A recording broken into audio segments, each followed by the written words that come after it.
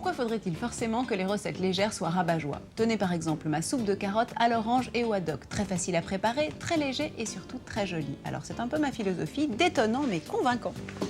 Pour la soupe, prévoyez une grande casserole car il va falloir y mettre au moins 2 litres d'eau, c'est pour 4 à 6 personnes. Je commence par mettre un petit peu d'huile d'olive, l'équivalent de 2 cuillerées à soupe. On va juste faire blondir les carottes. J'ai compté 500 g de jeunes carottes. Et avec mes carottes, je mets 10% du poids, c'est-à-dire 50 g d'oignons frais, un peu de gingembre, une grosse rondelle de gingembre, de racines de gingembre fraîches pelées, directement dans la casserole. Et maintenant, on laisse fondre tout ça pendant 3 minutes.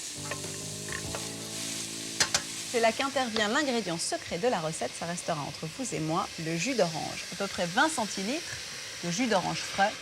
Alors, selon la consistance désirée de la soupe, vous mettez entre 1,5 litre et 2 litres d'eau. On va porter tout ça à ébullition en mettant le couvercle et on laisse cuire ça pendant 25 minutes environ. Alors, pendant la cuisson de la soupe, je vais faire un sort au haddock. Alors, je ne sais pas si vous le savez, le haddock, c'est un poisson fumé, c'est en principe de l'aigle fin qui est saumuré puis fumé. Pour lever la peau, le mieux, c'est de mettre la lame d'un couteau entre la chair et la peau et ensuite, ça devrait glisser tout seul. Voilà pour la peau. Alors maintenant, on va prendre soin de retirer les arêtes, s'il y en a.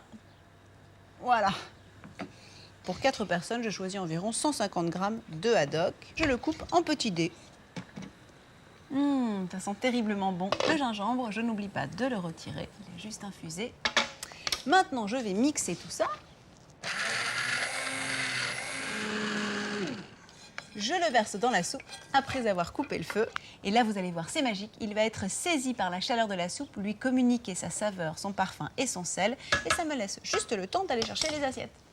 Un tour de moulin à poivre, un soupçon de coriandre fraîche ciselée. Et voilà, le déjeuner de copines est